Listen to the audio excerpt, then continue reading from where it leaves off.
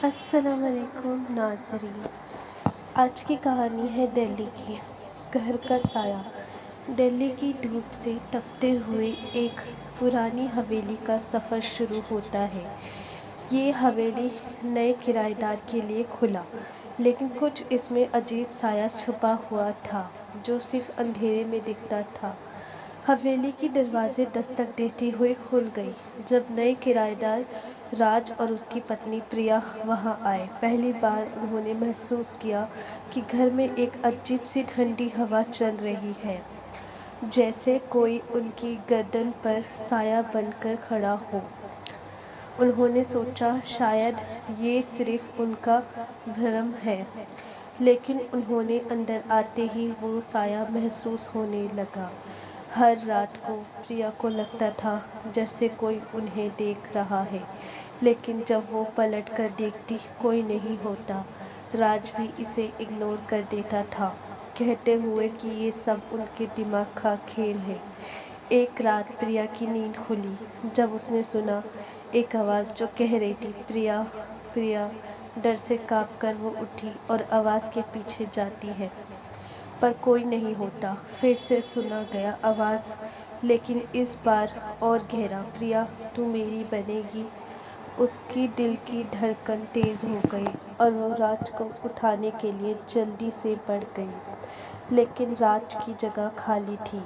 वो अकेली ही है। उसने राज को ढूंढने के लिए घर में घूमना शुरू किया, लेकिन कोई नहीं था। फिर से सुनी गई आवाज़ ने उसे बुलाया, उस कोने में जहां अंधेरा था। प्रिया ने जल्दी से रोशनी का स्विच दबा दिया, लेकिन वो कोना खाली था। उसके दिल की धड़कन और तेज़ हो गई जब उसने देखा वहां एक पुरानी तस्वीर लटकी हुई है। तस्वीर में एक औरत थी जिसकी आंखें उसे सीधा देख रही थी। उसने जल्दी से तस्वीर को उतारा और भागा। दिन भर वो घबरा गई, लेकिन राज को कहीं नहीं मिला। राज कहीं भी नहीं मिला। रात को उसने तस्वीर को देखा और महसूस किया कि वो कुछ कह रही है।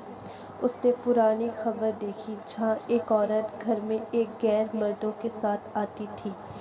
वही औरत थी जिसकी तस्वीर अब प्रिया के सामने थी। एक शैतानी चेहरा जिसकी आंखों में किसी का साया था। प्रिया ने तस्वीर को घर से निकाल कर जला दिया, लेकिन उस रात से राज वापस नहीं आया। वो दिन भर ढूंढती रही, लेकिन कोई नहीं मिला। तभी एक भूत प्रेत विशेषज्ञ को बुलाया गया।